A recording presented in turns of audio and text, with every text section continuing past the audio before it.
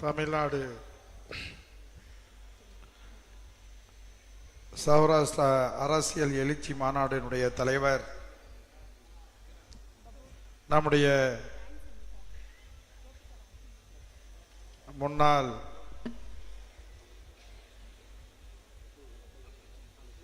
ஓய்வு பெற்ற போலீஸினுடைய உயரதிகாரி கிஷோர் குமார் அவர்களே,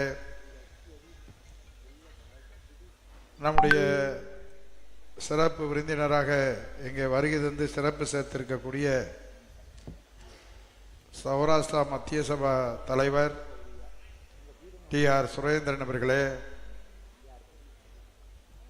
தலைவர் சேம்பர் ஆஃப் காமர்ஸ் மாநாட்டு சேர்மன் அவர்களே, இங்கே வருகை தந்திருக்கக்கூடிய முன்னாள் மாநகராட்சியினுடைய மேயர், எங்களுடைய உயர் செயல் திட்ட குழு உறுப்பினர் மரியாதைக்குரிய அண்ணன் குழந்தைவேல் அவர்களே, அதே போல இந்த நிகழ்விலே கலந்து கொண்டிருக்கக்கூடிய பல்வேறு இயக்கத்தினுடைய தலைவர் பெருமக்களே, சௌராஷ்டிரா சமுதாயத்தினுடைய பெரும் தலைவர்களே, முக்கியஸ்தர்களே, அதே போல இந்த நிகழ்விலே கலந்து கொண்டிருக்கக்கூடிய எங்களுடைய இயக்கத்தினுடைய அருமை தம்பிகள் ஆனந்த் அவர்களே, திலீபன் சக்கரவர்த்தி அவர்களே, குமரன் அவர்களே, மாவு கணேசன் அவர்களே, அதே போல நம்முடைய பகுதியில் இருக்கக்கூடிய இங்கே வருகை தந்திருக்கக்கூடிய என் அருமை சகோதரர்களே, சகோதரிகளே, அதே போல நம்முடைய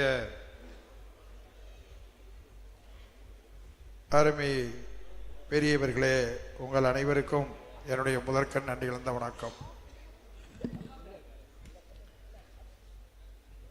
எனக்கு முன்னால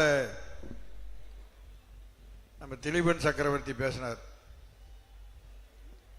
முடிந்த அளவுக்கு நம்முடைய கலைஞர் என்னென்ன செஞ்சார், முதலமைச்சர் தளபதியார்கள் என்ன செஞ்சார் என்பதனையெல்லாம்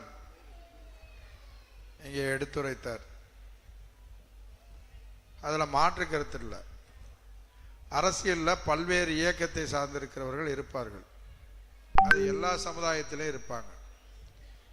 அவங்கவங்க கட்சி சார்பில் அந்த சமுதாயத்தை பற்றி சொல்லுவாங்க. நாங்கள் என்னது எங்கள் காலத்தில் செஞ்சோம், நாங்கள் இப்படியெல்லாம் செஞ்சுருக்கிறோம் அப்படின்வாங்க. ஆனால் நம்முடைய முத்தமிழறிஞர் தலைவர் கலைஞர் அவர்கள் எவ்வளவு சொத்து இருந்தாலும், எவ்வளவு தொழில் இருந்தாலும், ஒரு சமுதாயத்திற்கு மிக மிக முக்கியம் என்பது கல்வி. அந்த கல்வியினுடைய வளர்ச்சி தான் ஒரு நாட்டினுடைய வளர்ச்சி, அந்த சமுதாயத்தினுடைய வளர்ச்சிக்கு பெரிய உதவியாக இருப்பது என்பது கல்வி. அதுக்குத்தான் 1972 அப்பவே சௌராஷ்டிரா கல்லூரி ஆரம்பிப்பதற்கு இடம் கொடுத்தவர் நம்முடைய முத்தமிழறிஞர் தலைவர் கலைஞர் அவர்கள். அதை போலதான் நம்முடைய தமுக்கத்தில் மிகப்பெரிய ஒரு மாநாடை போல அனைவரையும் அழைத்து நம்ம டிஎம்சி அவர்களுக்கு பாராட்டு விழா நடத்தினது மட்டுமல்ல, அவருக்கு அவர் வாழ்ந்த பகுதியில் இங்கே அவருக்கு சிலை அமைக்க வேண்டும் என்று சொன்னார்கள். அதை உடனடியாக நம்முடைய முதலமைச்சர் அவர்கள் அவர்களுக்கு வெங்கல சிலையை அமைத்தார்கள். அதே நேரத்தில் நெசவு தொழிலில் இன்றைக்கு நம்முடைய சமுதாய மக்கள் எந்த அளவிற்கு முழு ஈடுபாடோடு இருக்கிறார்கள் என்பதனை தெரிந்து 100 யூனிட் மின்சாரத்திற்கு இலவசமாக அறிவித்தவர் நம்முடைய தலைவர் அவர்கள். இப்போது கூட சொன்னார், 2 கோடி ரூபாய் வரைக்கும் மொழிபெயர்ப்பதற்கு முதலமைச்சர் அறிவித்திருக்கிறார். இன்றைக்கு தமிழ்நாடு முழுவதும் இருக்கக்கூடிய உள்ளாட்சி பிரதிநிதிகள் 60 பேர் நம்முடைய சௌராஷ்டிரா சமுதாயத்தின் சார்பாக தேர்ந்தெடுக்கப்பட்டிருக்கிறார்கள். அதில் 25 பேர் திராவிட முன்னேற்ற கழகத்தை சேர்ந்தவர்கள். பிரதிநிதித்துவம் கொடுத்திருக்கோமா இல்லையா? அது மாதிரி 2016 நம்ம மல்லிகா பாலச்சந்திரருக்கு தெற்கு தொகுதியில் சட்டமன்ற உறுப்பினராக நிற்கக்கூடிய வாய்ப்பை தந்தவர்கள் எங்களுடைய அருமை சகோதரர் நம்முடைய ராம்பாபு அவர்கள் திராவிட முன்னேற்ற கழகமும் காங்கிரசும் இணைந்து மதுரையினுடைய நாடாளுமன்ற உறுப்பினராக 2 முறை வருவதற்கு திராவிட முன்னேற்ற கழகம் முழு ஒத்துழைப்பை தந்து அவரை வெற்றி பெற வைத்தது என்பதும் இன்றைக்கு சொல்லக்கூடிய விஷயம். அதை போலதான் இன்றைக்கு நம்முடைய சமுதாய மக்கள் என்னுடைய தொகுதியில் அந்த வண்டியூர் முழுக்க அது சக்கிமங்கலமாக இருந்தாலும் அதை போல காதக்கிணறாக இருந்தாலும் சிட்டப்பட்டியாக இருந்தாலும் சத்திர தொண்டமட்டியாக இருந்தாலும் சில பகுதியெல்லாம் சேர்த்து 10,000 பேர் இருக்காங்க. நான் 2016 முதல்ல வண்டியூருக்கு போனேன். இங்கே இருக்க குமரனும் அந்த பாவும் சேர்ந்து பல ஆண்டுகளாக எங்கள் முருகன் கோயில் கட்டாமல் இருக்கு, அதை நீங்கள் கட்டி கொடுத்து கும்பாபிஷேகம் வைக்கணும்னு சொன்னாங்க. அப்போ நான் போய் அவங்க கூட்டம் போட்டிருந்தாங்க. அங்கே ஏறத்தாழ 25 சங்கம் இருக்குன்னு நினைக்கிறேன். ஒவ்வொரு இதுலையும் அந்த கோயில்களுடைய வளர்ச்சி, அந்த கமிட்டி, அந்த சமுதாய வளர்ச்சிக்கு பல்வேறு சங்கம் இருக்காங்க. அப்போ என்னை கூப்பிட்டோன்னே நம்ம மக்கள் சொன்னது, திமுக காரங்க முதல்ல சாமி கும்பிடுவீங்களான்னு கேட்டாங்க. என்ன இப்படி சொல்கிறீங்க? சாமி கும்பிடுவது அவர்களுடைய சொந்த விருப்பம். சாமி கும்பிட மாட்டோம்னு எங்கள் முதலமைச்சர் சொல்லலை. அதில் சில தவறுகள் நடக்கிறது தான் சொல்லியிருப்பார் ஒழிய நான் பண்ணி தரேன்னு சொன்னேன். முதல்ல ஒரு சிறிய தொகை சொன்னாங்க, அப்புறம் ஒன்று சொன்னாங்க, அப்புறம் ஒன்று சொல்லி அந்த கோயிலை முழுமையாக கட்டி கொடுத்தார். கட்டி கொடுத்து கும்பாபிஷேகம் வைக்கிற போது அன்றைக்கு ஆட்சி பொறுப்பில் இருந்தது அதிமுக. அந்த தொகுதியினுடைய சட்டமன்ற உறுப்பினர் என்னுடைய அருமை சகோதரர் அதிமுக சட்டமன்ற உறுப்பினர் தமிழரசன்.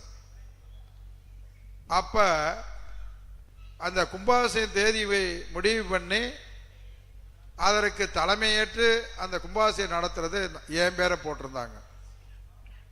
அதுக்கு ஏறத்தாழ பெண்கள் தனியாக ஆண்களுக்கு தனியாக அந்த கும்பாபிஷேக நிகழ்ச்சிக்கு ஒரு 10,000 பேரை நாங்கள் அழைப்பதாக முடிவு செய்து விட்டோம். ஏன் இதை சொல்ல வரேன்னா, எல்லாரும் வெளியிருந்து பார்க்கறது மாதிரி இந்த சௌராஷ்டிரா சமுதாய மக்கள் அல்ல.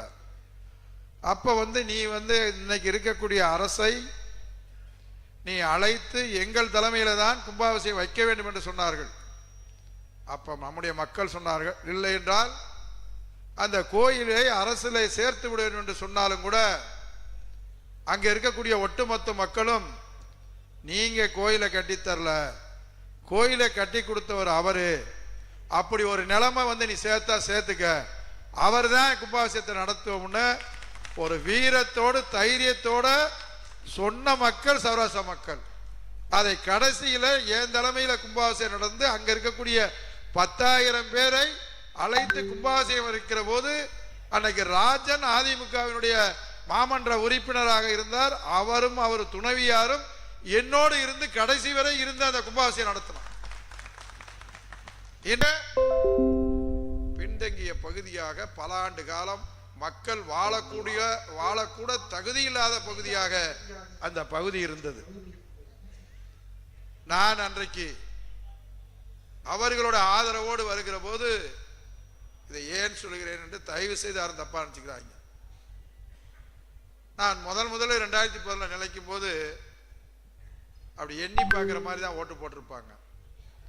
அதற்கு தொடர்பு இல்லை. அவர்கள் புரிதல் எங்களுக்கும் அவர்களுக்கும் அந்த நேரத்தில் புரிதல் இல்லாத போது 2016 நான் நிற்கிற போது அந்த கும்பாபிஷேக நிகழ்ச்சி அந்த மக்களோடு மக்களாகிற போது சமநிலைக்கு வந்தேன். அந்த சமநிலையில யார் செய்கிறார்கள் என்று சொல்லுகிற போது 2016 நான் சட்டமன்ற உறுப்பினராக தேர்ந்தெடுக்கப்பட்ட போது சொன்னேன், என்னுடைய லட்சியம் இந்த மக்கள் வாழக்கூடிய பகுதியாக, எல்லோருக்கும் எல்லாம் இருக்கக்கூடிய பகுதியாக நான் மாற்றுவேன். அதற்கு பாதாள சாக்கடையை வண்டியூர் மக்களுக்காக என் தொகுதியிலே மாநகராட்சியை இணைக்கக்கூடிய அத்தனை பகுதிகளிலும் கொண்டு வருகிற போது வண்டியூர் பகுதி முழுமையாக முதல்நிலை பெறும் என்று சொல்லி அன்றைக்கு வாக்குறுதியை தந்து இன்றைக்கு நிறைவேற்றி தந்திருக்கிறது திராவிட முன்னேற்ற கழகம்.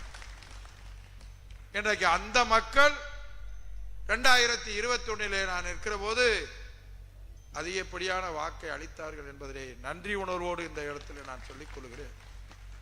இதையெல்லாம் சொல்வதற்கு காரணம், யாரெல்லாம் தனிப்பட்ட முறையில் இருக்கக்கூடிய கருத்து வேறுபாடுகள், சில பகைகளிலே, சில தனிப்பட்ட உறவுகளிலே சில தவறுகள் நடந்திருக்கலாம்.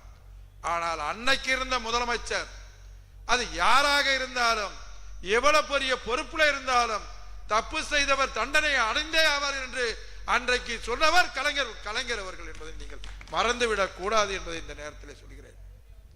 எனவே இன்றைக்கு எதையெல்லாம் சொல்லி வாக்கு வாங்கியிருக்கலாம், ஆனால் இன்றைக்கு இந்த மக்கள் யார் நன்மை செய்கிறார்கள், யார் நம்மளுக்காக உழைக்கிறார்கள், எந்தெந்த பகுதியில் என்னென்ன செய்து கொடுத்திருக்கிறார் என்பதனை சிந்தித்து செயல்படக்கூடிய மக்களாக, இன்றைக்கு எதற்கும் அப்பாற்பட்டு, இயக்கத்தில் இருக்கிறதற்கு அப்பாற்பட்டு கூட தனக்கு நன்மை செய்யக்கூடிய மக்களை கண்டறிந்து அவர்களுக்கு வாக்களிக்கக்கூடிய மக்கள், தேர்வு செய்யக்கூடிய மக்கள் தான் நம்முடைய சௌராஷ்டிரா மக்கள் என்பதை இந்த நேரத்தில் நான் பெருமையோடு சொல்லிக் கொள்கிறேன்.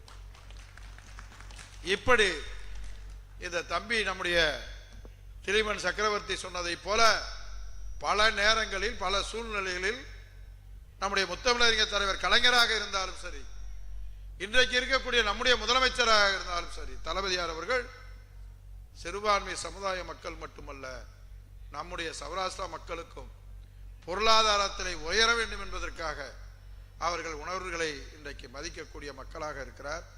நான் கூட எங்களுடைய முதலமைச்சர்களிடத்தில் நான் சொல்லியிருக்கிறேன், மீன்பிடிக்கக்கூடிய மழை காலத்திலே அவர்களுக்கு நிவாரணம் வழங்குகிறீர்கள். எங்களுடைய மக்கள், சௌராஷ்டிரா மக்கள் நம்முடைய பாவு செய்கிற போது மழை வந்தால் அது பாதிக்கப்பட இருக்கிறார்கள். அவர்களுக்கு மழை காலத்தில் நீங்கள் நிவாரணம் வழங்க வேண்டும் என்று சொல்லி இருக்கிறோம். நிச்சயமாக அந்த கோரிக்கையை வலியுறுத்தி முதலமைச்சரிடத்திலே கேட்போம் என்ற இந்த செய்தியை இந்த நேரத்தில் உங்களிடத்தில் தெரிவித்துக் கொள்கிறேன். அதே போல எங்களுடைய வண்டியூர் பகுதியுடைய மக்கள் பாவு செய்வதற்காக நிரந்தரமாக ஒரு செட்டு வேண்டும் என்று கேட்டிருக்கிறார்கள். அதற்கான முயற்சியை எடுத்துக்கொண்டிருக்கிறோம். அது எந்த வெகு விரைவிலேயே அதற்கான பணியை துவங்குவோம். நிச்சயமாக எங்களுடைய முதலமைச்சரும் நாங்களும் அவர்களுக்கு பாதுகாவலனாக, அவர்களில் ஒருவராக இருந்து எந்தெந்த வழியிலே அவர்கள் பொருளாதாரம் உயர்வதற்கும் அரசியலிலே உயர்வதற்கு எல்லா வகையிலையும் உறுதுணையாக திராவிட முன்னேற்ற கழகம் இருக்கும் என்று சொல்லி நிறைவு செய்கிறேன். நன்றி, வணக்கம்.